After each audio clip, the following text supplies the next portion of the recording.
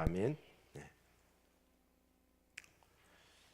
1850년도 이렇게 미국 몬태나주에 그 골드러시가 이루어졌습니다. 그 금맥을 찾아서 노다지를 캔 사람들이 몬타나 주에 많이 있었다고 그래요. 그래서 거기에 이제 사람들이 이렇게 모여들었는데 12명의 불법 체류자들이 그 금맥을 찾아서 그곳에 찾아간 겁니다. 그리고 그들이 12명의 결사대를 만들었어요. 그래가지고 어떻게 하든지 우리 금맥을 찾아내자. 그리고 우리가 불법 체류자이기 때문에 금맥을 찾으면 누구한테도 얘기를 하면 안 된다.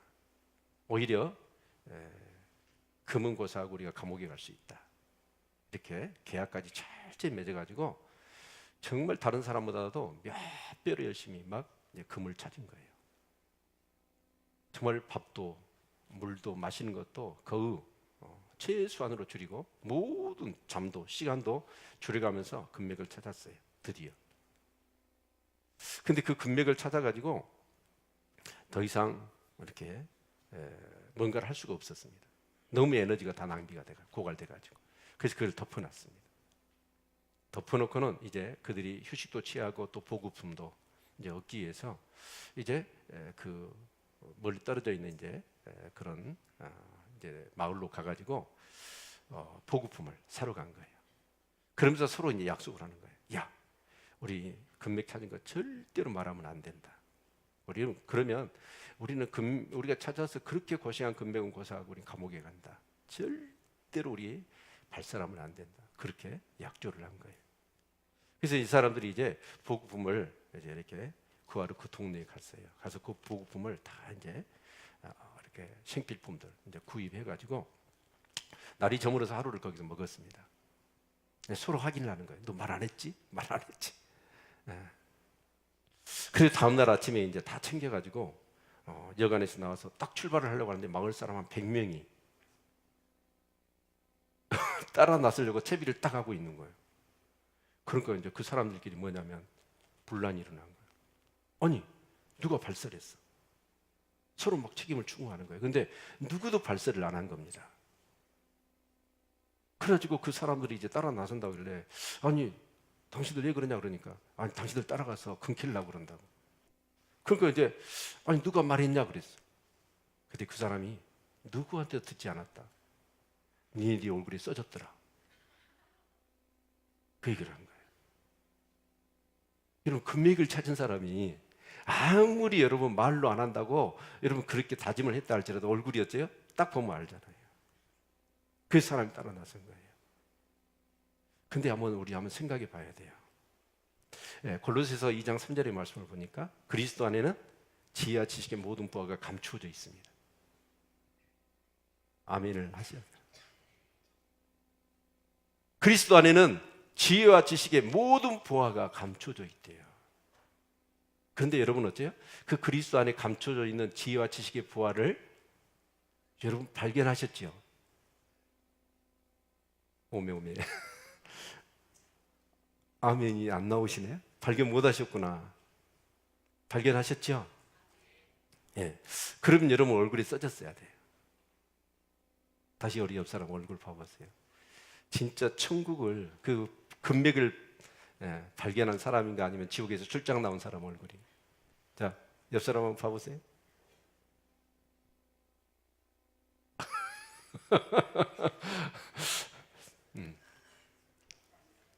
자, 오늘 마태복음 13장은 천국장입니다.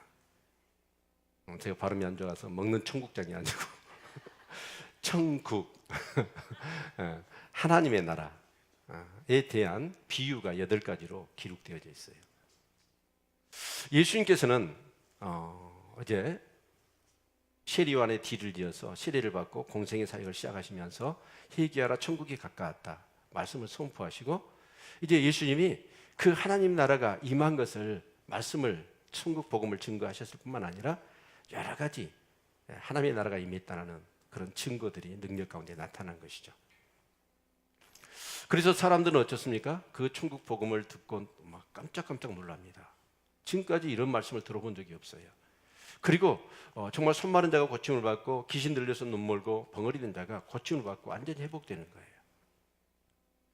정말 그걸 통해서 정말 하나님의 나라가 우리 가운데 임했구나 라는 사실을 정말 깨닫고 체험한 사람들이 있었습니다. 그리고 예수 그리스도가 메시아구나, 그 구약에 수많은 선지자를 통해서 약속하신 그 메시아가 오셨구나, 그리고 드디어 하나님 나라가 우리 가운데 임했구나, 이런 사람들이 있었습니다. 그래서 그런 사람들이 예수님을 따르기도 하고, 때로는 그런 어떤 천국의 비밀은 깨닫지 못했지만 정말 그 예수님이 하시는 말씀과 행하시는 그런 여러 가지 표적들이나 그런 기적들이 너무나 호기심을 자극했어요. 그래서 많은 사람들이 예수님을 따랐습니다. 그런데 또 한편으로는 어떻게든 예수님의 꼬투리를 잡아가지고 예수님을 사람들로부터 이렇게 정죄를 받게 하고, 그러면서 자신들의 뭔가 실추된 입지를 회복하려고 하는 호신탐탐 기회를 노리는 그런 바리새인들과 서기관들도 우리 중에 섞여 있었어요.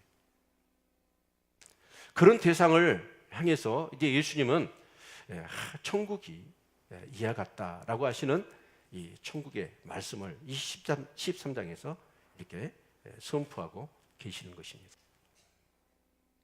자, 그런데 이 8개의 이 천국에 대한 그런 비유의 이 말씀을 이렇게 우리가 살펴보는 데 있어서 가장 중요한 게 뭐냐면 바로 이 씨 뿌리는 비유예요.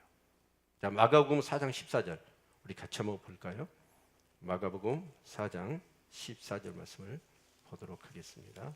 같이 읽지요. 시작. 13절이네요. 4장 13절. 죄송합니다. 같이 읽죠. 시작. 또 가라사대 너희가 이 비유를 알지 못할진데 어떻게 모든 비유를 알겠느냐.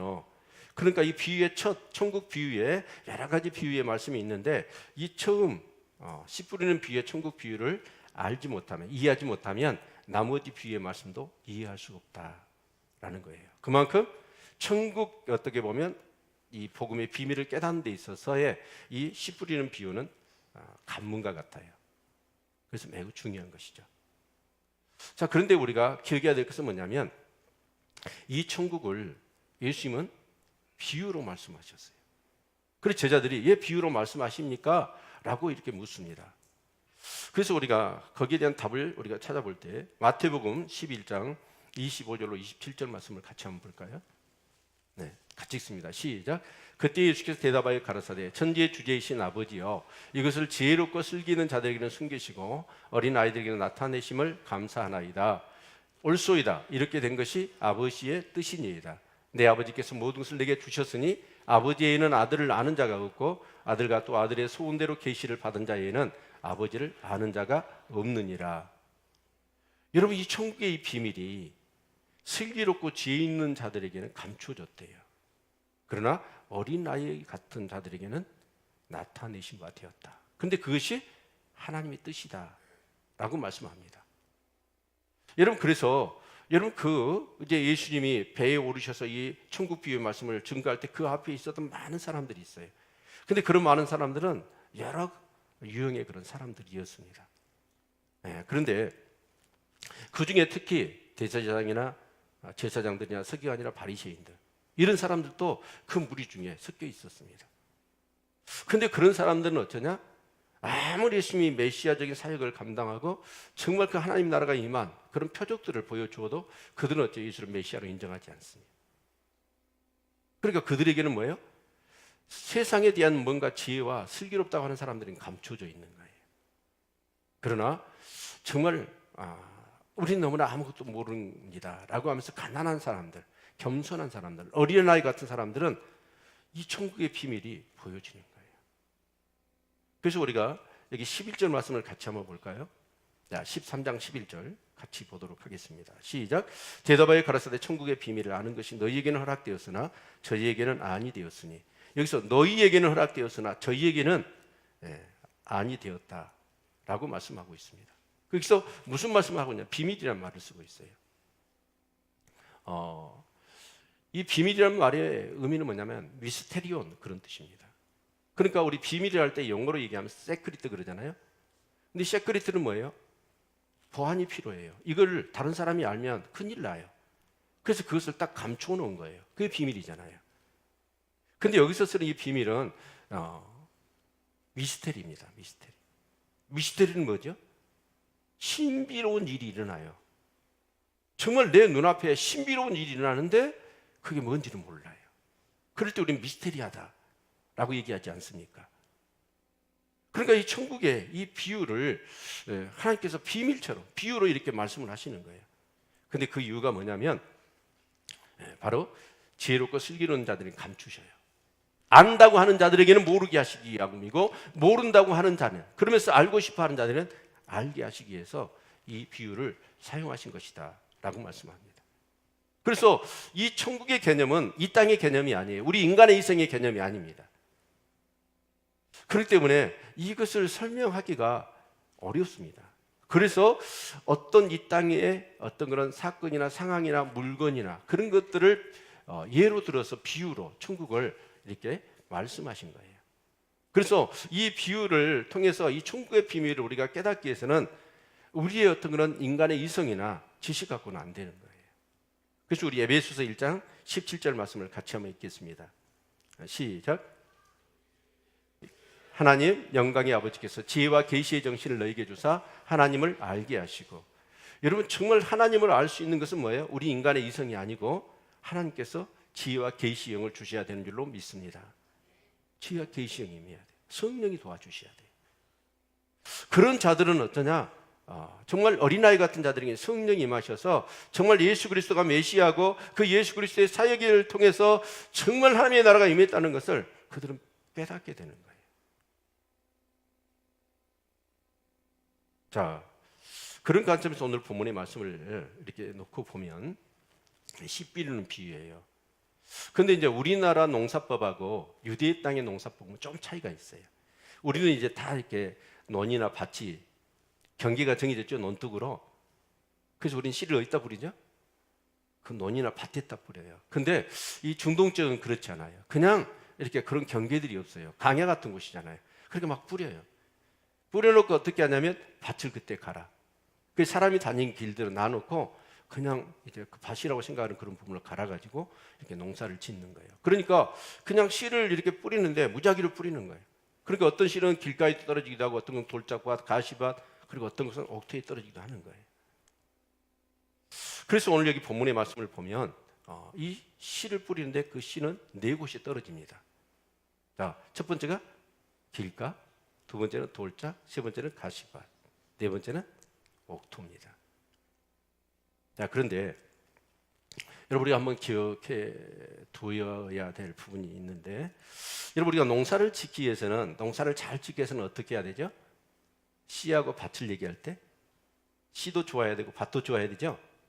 씨가 좋은데 밭이 안 좋으면 농사 망치는 거예요. 근데 밭은 좋은데 씨가 안 좋으면요, 또 농사 망치는 거예요.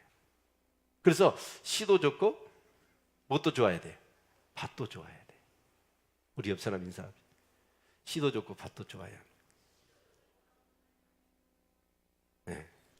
자, 그런데 예수님께서요, 이 하나님의 복음을 전해요. 그러면 예수님께서는 이 하나님의 복음을 증거할 때 그 복음은 어떨까요? 씨가 좋을까요, 나쁠까요? 나쁘지가 않아요. 좋아요. 예수님 똑같은 예수님이고 말씀은 똑같이 말씀을 하셔. 그런데 어떤 곳에는 어쩌냐? 그 말씀에 역사가 일어나. 근데 어떤 곳은 전혀 안 일어나는 거예요. 우리 성경을 확인해 보죠. 마태복음 13장 58절, 57절, 58절 같이 한번 읽습니다. 네, 시작. 예수를 배척한지라 예수께서 저에게 말씀하시되 선지자가 자기 고향과 자기 집에서는 존경을 받지 않음이 없느니라 하시고 저희의 믿지 않음을 인하여 거기서 많은 능력을 행치 아니하시니라. 예수님은 다른 동네에서는 많은 능력을 행하셨어요. 근데 자신의 그 고향에서는 고향 사람이 예수님을 배척해 버리는 거예요. 그리고 그들은 믿음이 없어요. 믿음이 없으니까 어째요? 예수님은 거기서 능력을 행할 수 있었어요, 없었어요? 없었다라는 건 똑같은 예수님입니다.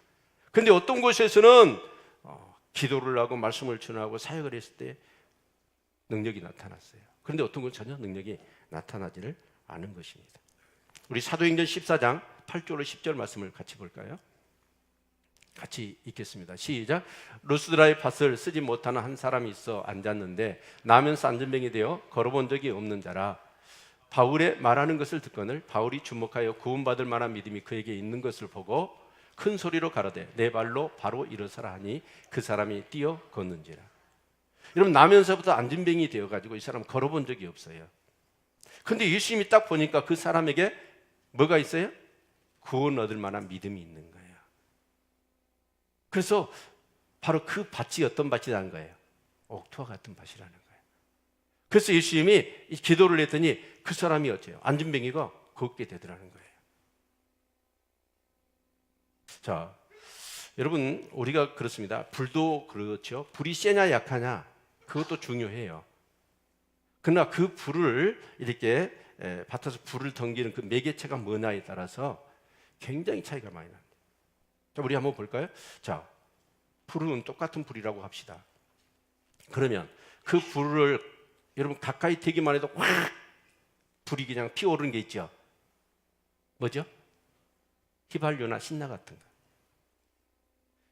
그냥 되지도 않았어. 그 가까이 갔는데도 불이 확 당겨버리더라고. 아마 거기서 이 가스 같은 것이 와가지고 불을 이렇게 인화를 하는 것이죠.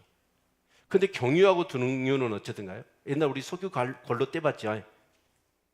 그것은 이렇게 불 갖다 옆에다가 해서 탁 당기진 않아요. 성냥이나 종이에다가 불을 붙여가지고 그 심지나 구기다 이렇게 불을 계속 대고 있어야 불이 확 번져요. 그렇죠? 근데 물은 어쩌죠? 불 갖다 대면 불을 꺼버려요.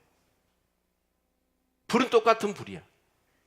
근데 그게 어떤 매개체냐에 따라서 다른 거예요. 여러분, 예수님께서는 지금 이 말씀을 왜 하시냐면 거기에 회중은 다양한 계층의 사람들이었어요. 그런데 예수님은 똑같은 말씀을 해요. 그런데 똑같은 말씀을 할 때 정말 말씀은 똑같아요. 씨는 똑같아요. 그런데 밭이 네 종류예요. 하나는 길가, 하나는 돌짝밭, 하나는 가시밭, 하나는 옥토예요. 자, 사실은 예수님께서는 이 천국 비유를 통해서 그 많은 사람들의 천국으로 초대를 하고 있는 거예요. 그래서 이 천국 비유의 말씀을 하고 계시는 건데, 사람들이 어째요?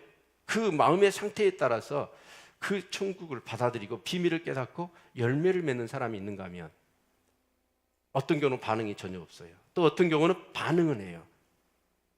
근데 여러 가지 어려움이나 문제 때문에 그게 결실을 못 맺는 거예요. 지금 그러면서 여러분, 이 말씀을 예수님께서 하시는 이유가 뭐냐면 이 회중 속에 말씀을 받는 사람들이 다 길가도 있고 돌짝밭도 있고 가시밭도 있고 옥토도 있단 말이에요. 다 옥토라면 이 말씀 할 필요가 없지요. 이 말씀 하시는 의도는 뭘까요? 너희들이 다 뭐가 되라? 옥토가 되라는 얘기예요. 그렇죠? 우리 옆 사람 다시 인사합시다. 옥토가 됩시다. 네. 옥토가 되라는 그런 말씀을 하고 있어요. 자, 그러면 우리가 길가밭을 우리가 예수님께서 풀어놓은 것을 보시면, 자, 13장 우리 19절 같이 한번 볼까요? 19절 같이 한번 읽습니다. 시작. 아무나 천국 말씀을 듣고 깨닫지 못할 때는 악한 자가 와서 그 마음을 뿌리운 것을 빼앗나니 이는 곧 길가에 뿌리운 자요. 이 사람이 많이 다니다 보니까 길이 어떻게 해요? 다져졌겠죠. 그래서 이렇게 씨를 뿌렸는데 그 씨는 어째요? 여러분, 어떻게 착상을 하지 못해요. 그래서 뭐 수분이나 뿌리를 내리거나 싹이 트거나 그럴 수가 없었어요. 그러다 보니까 어째요? 새들이 와가지고 뭘 해버려요? 그냥 그 씨를 먹어버렸단 말이에요. 여기서 씨는 천국 복음을 얘기합니다. 네. 여러분, 이런 케이스들이 있죠. 교회에 몸은 앉아 있어요. 몸은 앉아 있는데 그런 케이스들이 전에 우리 교회에 몇 분 있었던 것 같아요. 부인이 이제 이렇게 막 교회 다니고 예수 믿자고 막 그러면서 막 얘기를 해요. 그러니까 이제 남편이 그 등살에 못 이겨가지고 가정의 평화를 위해서 교회에 와 있어.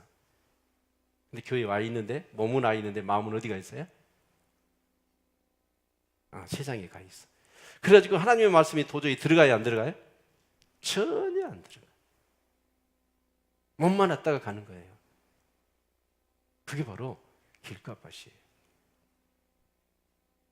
근데 우리가 기억해야 될 것은 뭐예요? 새가 와서 먹어버리듯이 하나님의 말씀이 아무리 이렇게 선포되고 많은 말씀을 들었어요. 그럼에도 불구하고 어쩌자면 길가밭으로 마음이 강팍하고 단단해요. 들어가지는 못해. 그래서 새들이 와서 그걸 먹어버려요. 악한 것들이 와서 먹어버립니다. 그러면서 그냥 먹고만 가냐 얘들이. 그 악한 것이라는 게 뭐예요? 악한 영을 얘기하는 거예요.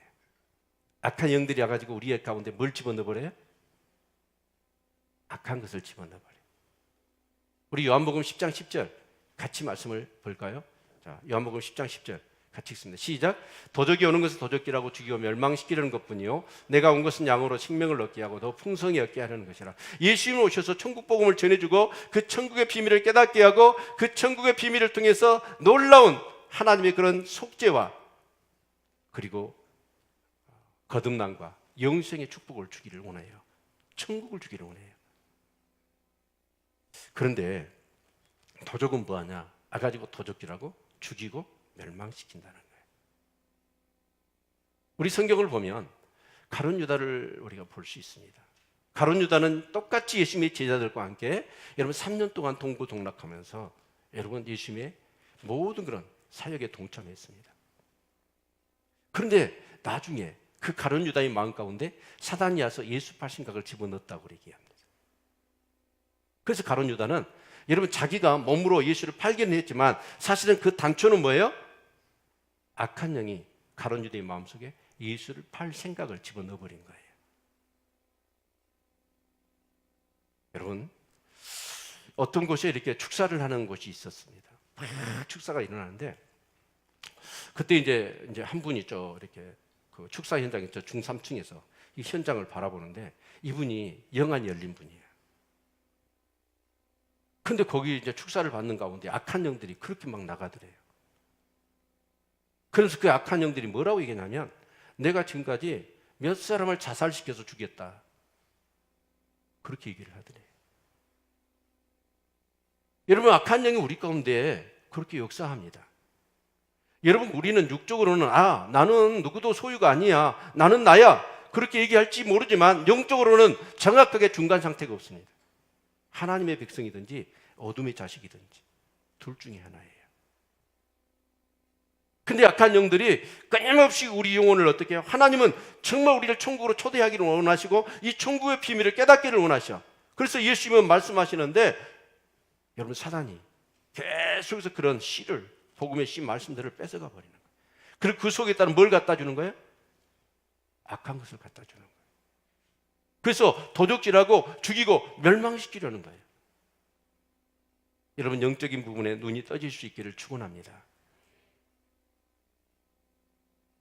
두 번째로 돌짝밭입니다. 우리 20절 21절 같이 읽겠습니다. 시작. 돌밭에 뿌리였다는 것은 말씀을 듣고 즉시 기쁨으로 받되 그 속에 뿌리가 없어 잠시 견디다가 말씀을 인하여 한난이나 핍박이 일어난 때요 곧 넘어지는 자예요. 그러니까 여러분 이 길가는요 전혀 말씀을 깨닫지를 못해. 근데 돌짝밭은 뭐냐? 말씀을 깨달아. 말씀을 들을 때 굉장히 기쁜 거예요. 그런데 한난이나 핍박이 일어나면 그냥 넘어져 버려요.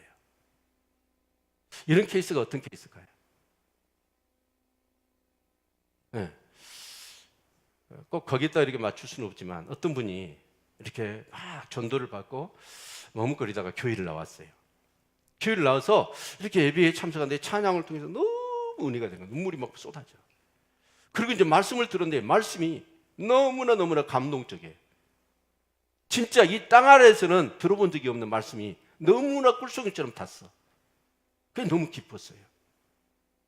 그래가지고 은혜를 몽땅 받아가지고 이제 집에 막 찬양하면서 갔어요. 갔더니 남편이 어디 갔다 왔냐고 딱 물어봐. 다른 때는 물어보도 안 하더만. 그래서 교회 갔다 왔다고 그러는 거예요. 여러분 카바리 안 가고 술집 안 가고 교회 갔다 왔으니까 떳떳하잖아요. 그 교회 갔다 왔다 했더니 이 남편이요 갑자기 빠락 화를 내는 거예요. 아니 예수 믿으면 돈이 나와 밥이 나와? 다음부터 가기만 하라. 다리 몽둥이 부러뜨려 본다. 그런 거예요. 그렇게 말씀을 감동으로 기쁨으로 받아놓고 남편이 그렇게 핍박을 하니까 그냥 포기해버린 것이 신앙을. 이런 케이스가 뭐냐면 돌짝밭입니다. 우리 옆 사람이 인사 한번 할까요? 혹시 당신 돌짝밭 아니세요?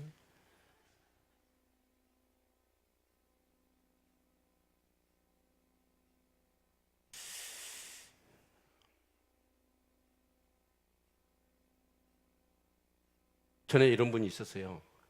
교회만 나오면 머리가 아프대요. 그래서 교회 나오기 싫다고. 여러분, 그런 케이스가 있어요. 근데 왜 교회 나오면 머리가 아플까요? 하나님 역사하시니까 그러죠. 그 속에 있는 악한 영이 나를 힘들게 하고 교회 못 가게, 천국의 이 비밀을 깨닫지 못하고 천국에 참여할지 못하게 하기 위해서 그 사단이 그렇게 역사하는 거잖아요. 그래서 그 얘기를 해줬어요. 당신이 평상시에는 괜찮아, 교회만 나오면 왜 그러겠느냐. 절에 가면 안 그런데. 그래서 절로 가는데 절로 가면 평안하다고.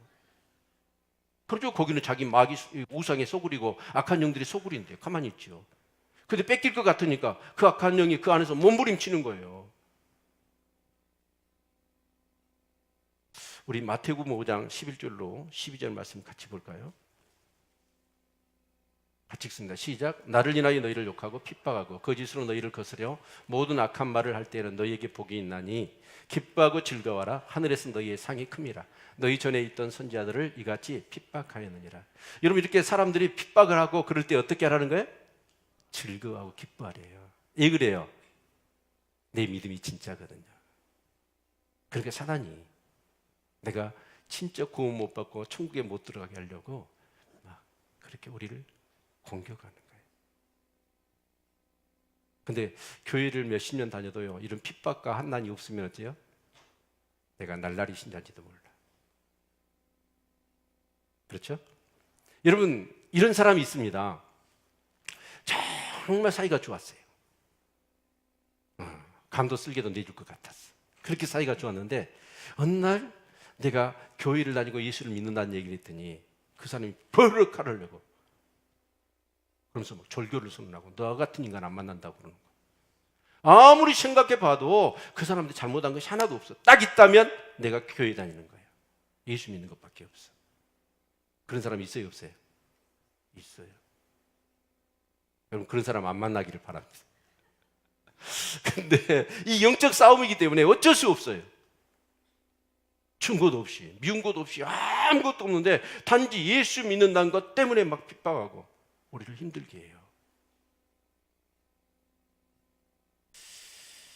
여러분, 우리는 혈과 육의 싸움이 아닙니다. 영적인 싸움이에요. 그래서 끊임없이 사단은 우리 가운데 역사하는 거예요. 우리 요한복음 3장 19절로 21절 같이 한번 보겠습니다. 같이 읽죠. 시작. 그 종전이 이것이니 곧 빛이 세상에 왔으되 사람들이 자기 행위가 악함으로 빛보다 어둠을 더 사랑한 것이니라. 악을 행하는 자마다 빛을 미워하여 빛으로 오지 아니하나니 이는 그의 행위가 드러날까 함이요. 아멘. 네.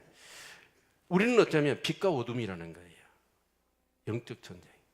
근데 사단은 계속해서 우리가 옛날 예수를 믿기 전에 어둠의 자식이었는데 그래서 그 우리 안에 막 어둠을 갖다 줘요. 어두운 것들을. 이렇게 한번 예를 들어보죠. 우리가 예수를 믿었음에도 불구하고 세상 사람도 그렇지만 예수를 믿었음에도 불구하고 자 한번 봅시다. 자, 어떤 사람이 나는 1층 집에 사는데 2층 집 멋지게 지었어요. 나하고 친한 사람이. 그럼 여러분 어떠세요? 와, 집 좋다, 부럽다, 축하해, 너무 행복하겠다, 막 그러고 박수치고 축하해주고 그래야 되죠? 그런데 그 집 근처만 가면 저 집이 보기 싫어. 그걸 보기가 싫어. 내가 어디 이사를 가든지.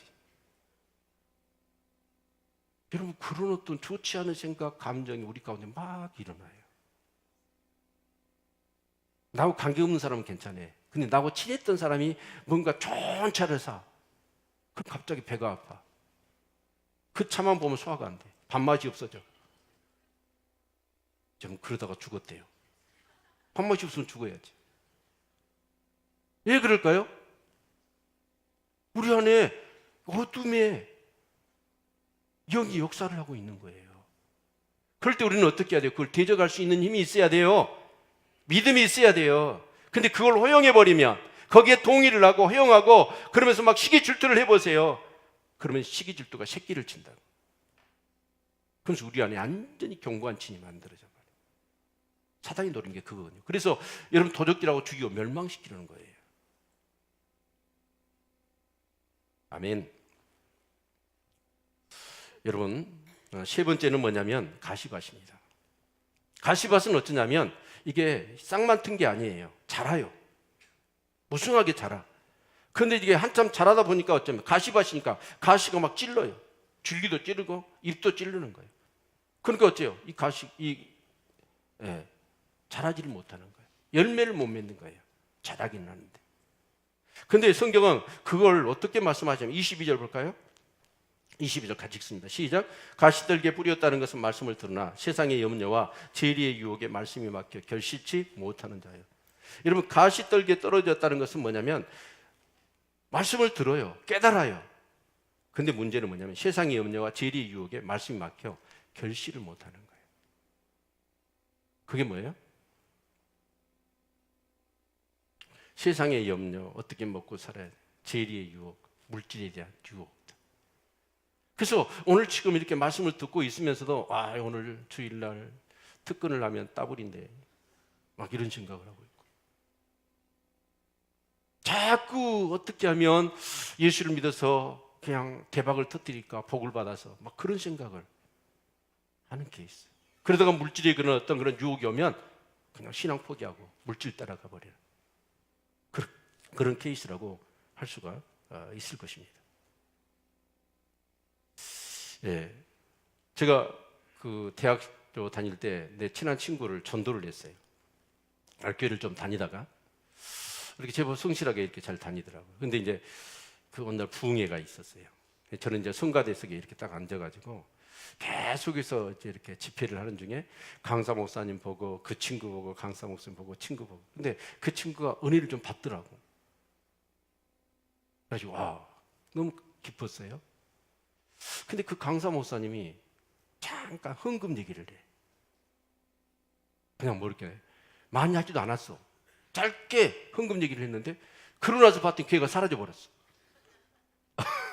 그래가지고 나중에 만나가지고 그 다음날 만나가지고 얘기를 했어요. 너 이거 가버렸냐 그랬더니, 헌금 얘기를 들었더니 갑자기 은혜가 싹 사라져 버렸대. 그리고 그 집회에 있고 싶은 생각이 안 들어서 도망가 버렸대. 여러분, 이 물질이라는 게 우리 신앙생활에 있어 그런 어떤 부분들에 대한 굉장한 유혹이에요. 말씀을 깨닫고 감동도 받아, 기쁨도 있어요. 그런데 그 물질의 유혹을, 물질에 대한 염려를 뛰어넘지를 못하는 신앙. 근데 그런 신앙은 뭐예요? 열매를 못 맺는 거예요.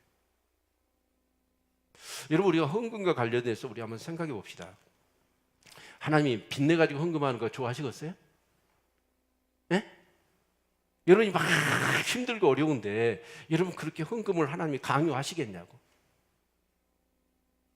두 랩돈을 기뻐하셨고 두 랩돈도 없으면 하나님은 뭐예요? 드릴 것 없으니까 내 몸을 드려요. 아서 예배를 드려요. 우리의 몸으로 헌신해요. 하나님 그걸 기뻐하십니다.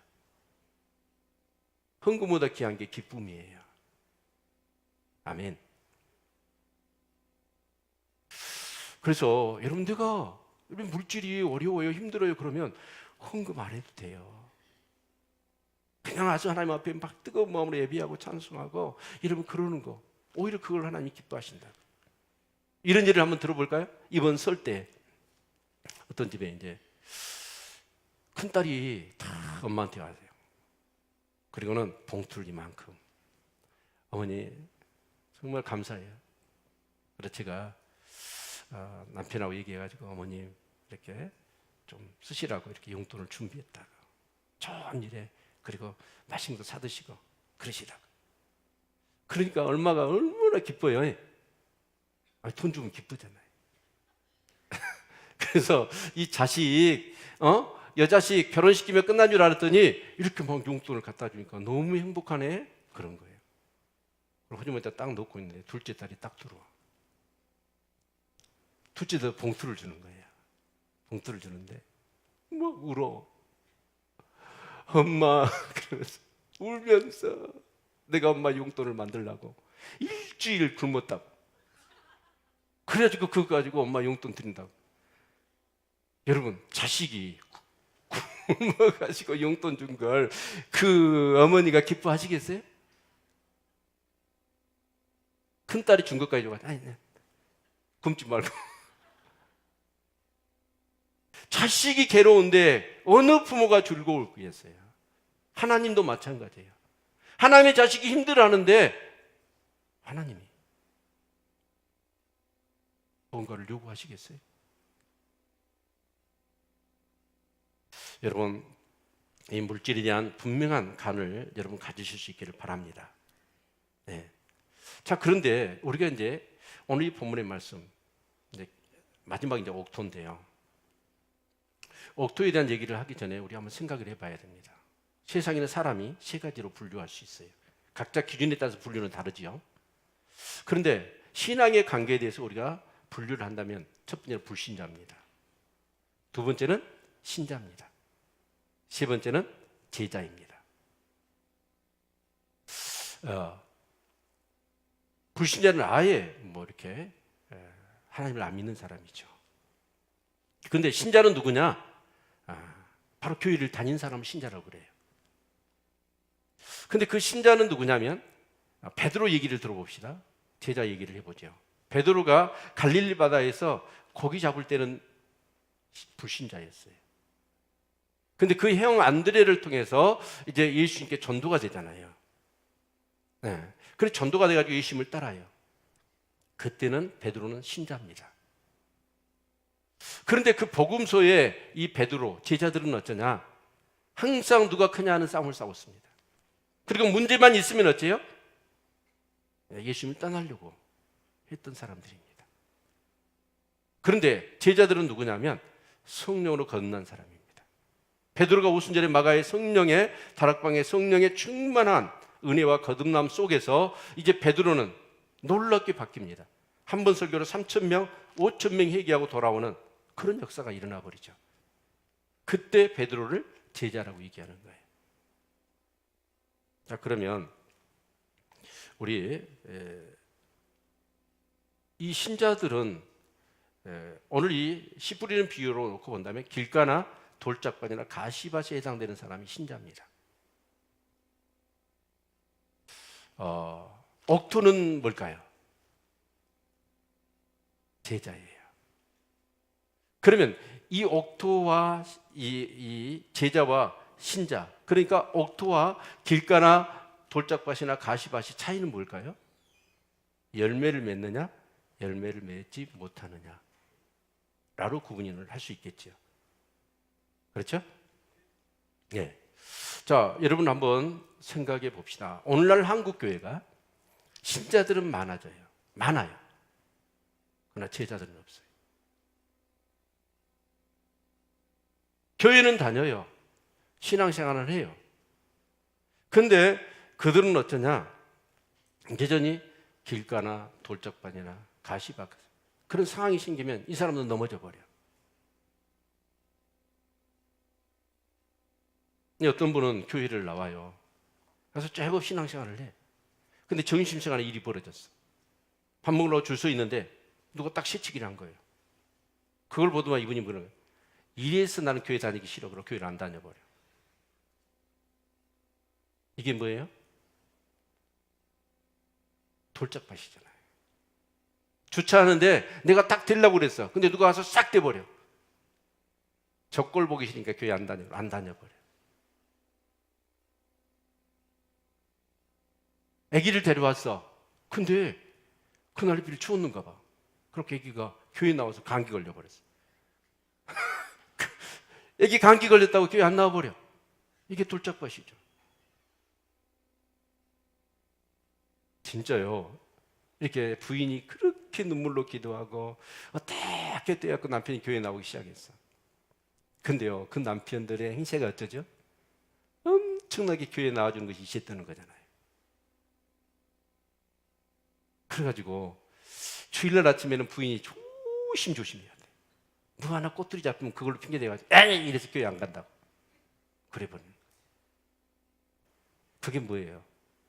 다 이 길가 돌짝밭 가시밭과 같은 신앙이에요. 여러분, 날씨만 좀 추우면 따뜻하면 간다. 비 오면 맑은 날 가야 된다. 뭐 이런 여러 가지 핑계를 대면서 그런 사람들이 여러분 온전한 옥토겠습니까?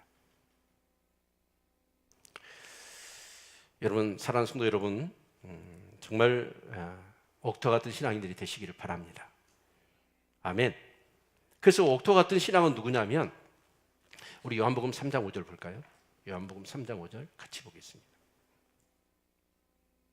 같이 읽죠. 시작. 예수께서 대답하시되 진실로 진실로 내게 이르노니 사람이 물과 성령으로 나지 아니하면 하나님 나라에 들어갈 수 없느니라.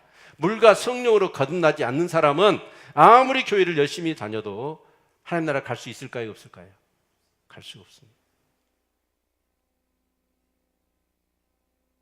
그래서 예수님은 제자들을 3년 동안 훈련시키셨어요. 그리고 나서 결론적으로 주님이 하시는 말씀이 요한복음 20장 22절 우리 같이 다시 보겠습니다.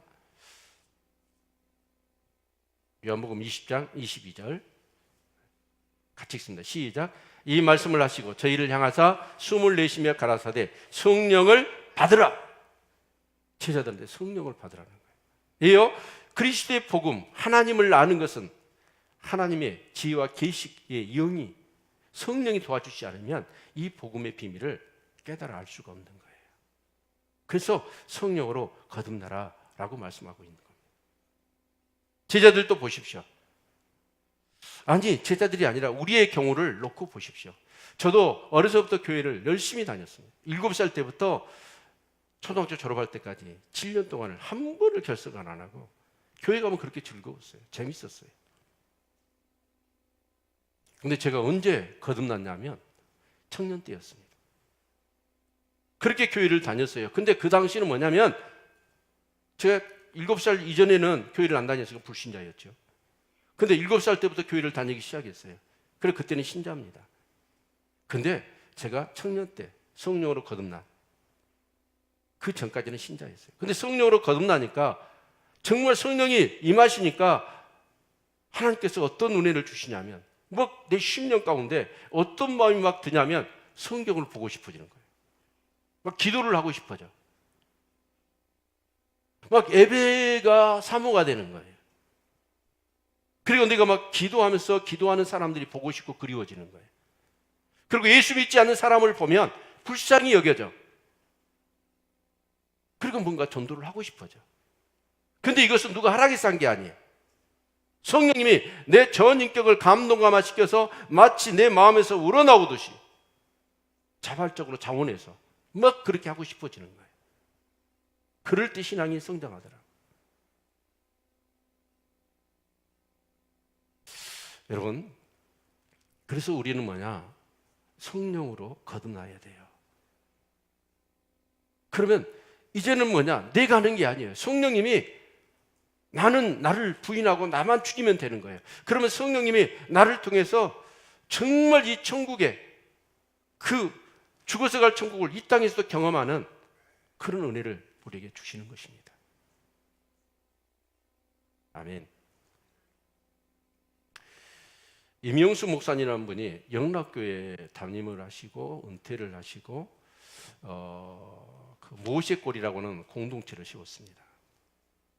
네, 그분 강의를 제가 몇 번 들은 적이 있는데 이분은 지금 이제 인생으로 얘기한다면 봄, 가을, 봄, 여름, 가을, 겨울이에요. 그냥 80 다 되신 분입니다.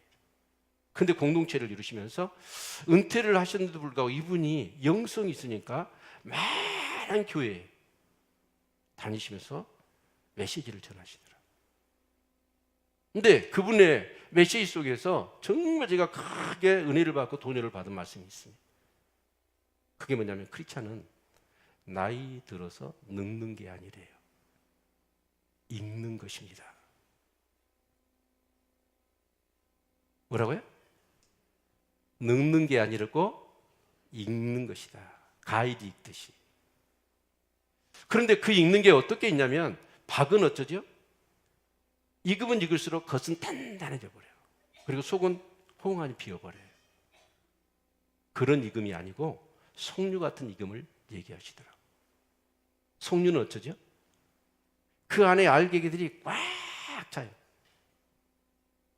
그래서 그 알갱이가 너무 꽉 차니까 석류 껍질이 콱 벌어져 버려요. 제가 터키 가서요, 이 석류를 처음 봤어요. 우리나라 석류는 좀 작잖아요. 근데 터키 석류가 이만치 가더라고. 우와, 그 알을 깠더니 그 알갱이가요, 반짝반짝반짝반짝 빛나면서 꽉 차 있는데요. 먹기가 아까워. 꼭 보석같이 빛나더라고. 석류가. 여러분, 우리가 열매를 맺는데, 옥토는 열매를 맺는데 옛적인 열매도 있지만 내적인 열매도 있는 거예요. 그런데 진짜로 우리 크리스찬은 나이 들으면 늙으면 안 돼. 익어야 돼. 석류처럼 많은 내적인 열매들이 꽉 차가지고 결국은 뭐냐? 그 열매가 너무나 꽉 차니까 우리 겉을 딱 볼 수 있는 거예요. 그리고 그 열매로 봉사하고 이바지하고 영향을 끼치고. 여러분, 이렇게 나이 드시는 크리스찬들이 되시기를 축원합니다. 아멘. 그렇게 되어질 때 우리는 그런 것 같아요. 제가 그분이 부럽더라고. 정말 저는 사역을 하다 보니까 교회를 책임져야 되고 어떻게든 교회를 부흥시켜야 되고 성도들이 영적으로 건강하게 이런 강박관념이 많아요. 그리고 신앙생활 하면서 나의 허물, 연약함, 어떤 것이 이것을 제거하려고 그러면서 온전해지려고 하는 강박관념에 수없이 사로잡혀 있어요. 진짜 이 세상에서 주는 평안이 아니라 하늘에서 주는 평안, 이 세상 것과 같지 않은 찰나적인 어떤 순간 평안했고 기뻤다가 좀 문제가 생기면 또 근심과 염려하는 삶이 아니라 하늘의 평안은 세상이 주는 것과 다르다고 그랬는데, 근데 그런 어떤 정말 내 안에 내적인 열매들이 풍성해지면 삶의 고난이 오고 역경이 오더라도 괜찮아요. 오히려 그걸 통해서 하나님 나를 연단하실 거라는 확실한 믿음이 있어. 신실하신 하나님에 대한 신뢰감이 있어요. 고난이 와도 괜찮아요. 나의 삶의 중심의 컨트롤 타워가 바뀌었어. 이제는 내가 아니야. 성령님이셔. 어떤 길로 가든지 어떤 상황으로 나를 이끌으신지 주님은 신뢰가 되고 그분은 좋으신 분이야. 어떤 상황에 따라서 일희일비하는 게 아니에요. 내가 단지 주님과 동행하고 있고 주님이 나를 인도하신다면 그것이 광야가 되고 사막이 된다 할지라도 기뻐할 수 있는 그런 신앙. 내가 가난해야 되고 내가 병들더라도 내가 어렵더라도 어떤 상황이 되더라도 결국은 하나님이 나를 저 영광의 하나님 나라로 인도하실 거라고 하는 뭔가의 내적인 확실한 그런 보장, 그런 게 내 안에 꽉 차 있는 거지. 그런 게 열매 아닐까요? 오직 우리는 예수를 믿으면서도 아둥거리는 거예요. 남보다 더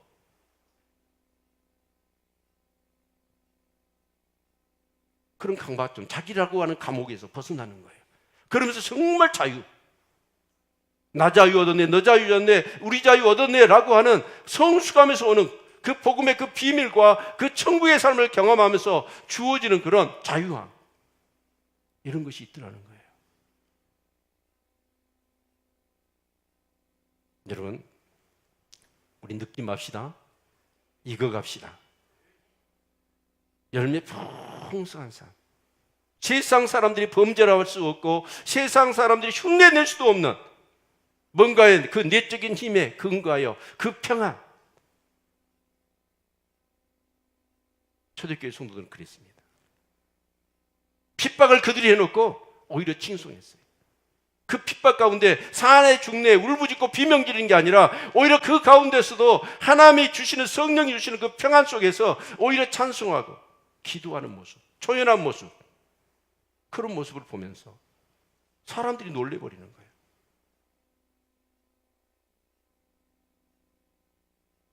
여러분, 옥토는요 열매가 맺어야 옥토예요.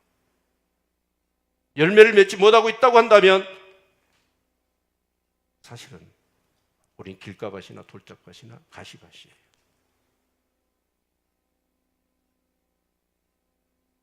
전주에 있는 교회라고 그래요. 한 20명 지하교회입니다. 거기는 축축한 정도가 아니라 물이 질질 흘러버려요.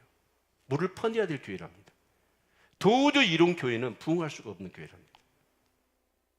근데 그 지하교회에서 20명이 모여서 밤마다 9시에 모여가지고 기도를 시작해요. 그렇게 기도를 했더니 성령이 임해버린 거예요. 그 교회 가운데. 성령이 임하니까 이 사람들이 어쩌냐? 완전히 그런 성령에 취해버렸어. 그래가지고 이 사람들이 뭐 하냐면 모이면 기도하고 흩어지면 전도하는 거예요. 근데 전도를 하는데 새벽 2시에 전도를 해요. 근데 그분들의 간증을 들어보니까 뭐라고 얘기를 하냐면 대낮에 전도지를 줘도 사람들이 다 안 받더래요. 근데 그들이 성령을 받아가지고 충만해가지고 전도지를 새벽 2시에 줘도 받더래요. 그리고 교회를 나오더래요. 4달 만인가 200명이 되고 1년 안에 400몇 명이 돼버렸대, 교회가. 뭐가 임하니까? 성령이 임하니까. 여러분 생각해 보세요. 야, 우리 이번에 대학 가는데 그들 새벽 2시까지 공부해 봐봐. 그러면 어떻게 될까? 최고가 돼버려. 운동하는 사람이 새벽 2시까지 연습을 해보세요. 훈련해보세요. 최고가 됩니다. 사업하는 사람이 새벽 2시까지 해보세요. 새벽 2시 전도한 사람이 누가 있어? 그걸 뭐라고 하면 미쳤다고 그러는 거예요. 성령이 미쳐버린 거예요. 그들은 전도하고 그러고 기도하는 것이 힘들지가 않아. 마음속에서 성령에서 감동 감화를 주시니까 막 기도하면 힘이 나는 거예요. 전도하면 막 기쁨인 거예요.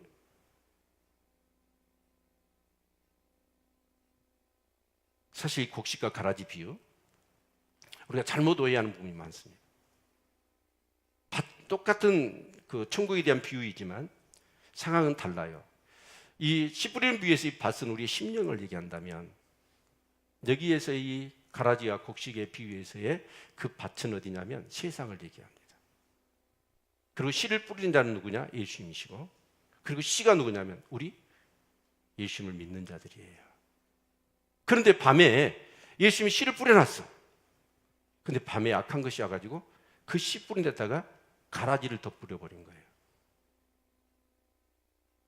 그런데 이제 이게 자랄 때는 몰랐어. 왜냐하면 우리 그렇잖아요. 옛날 그 벼농사 할 때 피가 섞이죠. 와, 이게 피 뽑으러 가자고 그러더라고. 그런데 피하고 벼하고 어째 구분이 돼야 안 돼요? 나는 못하겠어. 그 형들이 가르쳐 주더라고. 어떻게 차이가 나요? 피는요, 그 가운데 새가 희요. 그거에는 다 똑같이 벼하고 피하고. 근데 언제 딱 구분이 되냐면 이제 모가지가 올라올 때.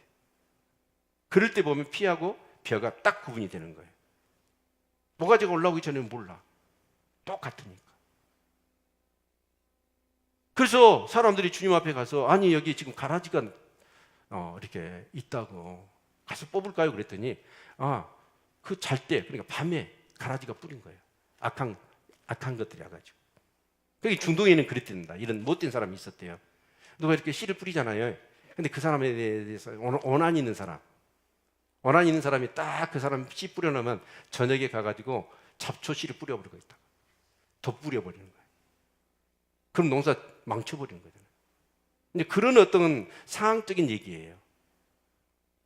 근데 여러분, 여기서 이 가라지를 뽑으면 곡식까지 상한다고 추수 때까지 놔두라고 그래요. 여기서 이 가라지가 뭘까요?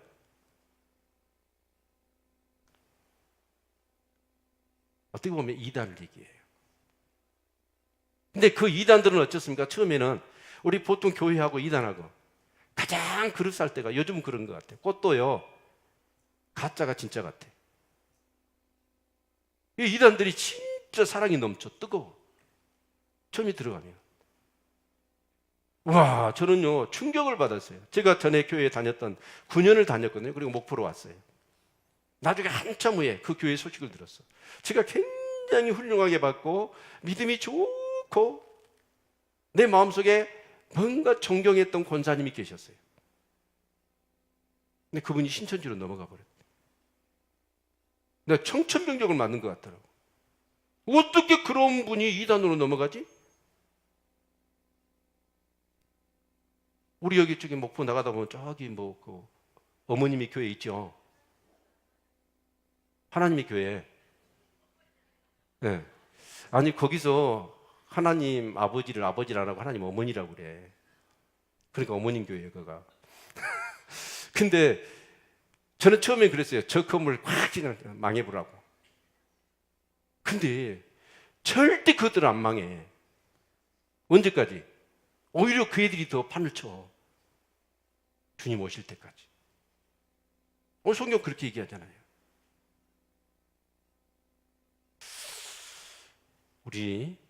우리는 여기 이 가라지와 곡식의 비유 속에서 곡식이 누구예요?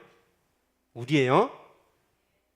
씨 뿌리는 비유에서는 여러분 이 씨는 뭐냐? 복음이라면 곡식과 가라지 비유에서 여러분 그 씨는 누구냐면 저와 여러분이에요. 그렇죠?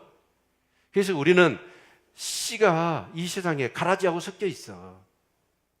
근데 가라지는 우리가 뽑는 게 아니요. 나중에 주님이 뽑아 처리할 거예요. 그 애들하고 싸우지 마시고 사랑하셔. 그리고 우리는 뭘 해야 돼? 열심히 열매를 맺어야지. 우리가 씨니까. 아멘? 예. 정말 저는 그 임용수 목사님의 크리스찬은 나이 들어서 늙는 게 아니고 익는 것이라는 말이 너무나 마음에 도전이 되더라고요. 익어도 박처럼 익으면 딱 가지고 속은 텅 비어가지고 무슨 인생이 그런 재미가 있겠어. 근데 석류처럼 안에 그냥 부스 같은 알갱이가 가득 차니까 그냥 껍질이 그걸 감당을 못하고 쫙 벌어지잖아요. 그런 어떤 익음. 그래서 많은 사람을 즐겁게 하고 많은 사람을 기쁘게 할 수 있는, 나이 들어서도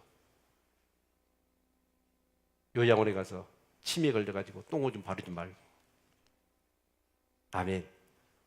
이렇게 멋지게 열매 맺는 우리 성도님들 되셨으면 좋겠습니다. 네, 오늘부터 있을 이 부흥사경에 저는 그렇습니다. 우리 김익신 목사님 알지도 못해요. 시찰에 아마 임요원들이 강사를 섭외를 해서 오시게 됐습니다. 저는 이 집회를 위해서 기도하면서 저분을 만나고 싶은 거예요. 저분은 또 어떤 달란트가 있고 어떤 색깔을 가지고 하나님의 복음을 증거하실까 막 기대가 돼. 기대가 되나요? 네, 그런 마음 가지시고 오늘 오셔서 정말 옥토는 누구냐면 오늘 저녁에 오신 분들이 옥토예요. 은혜 받으시기를 바랍니다. 네. 잠깐 기도할까요?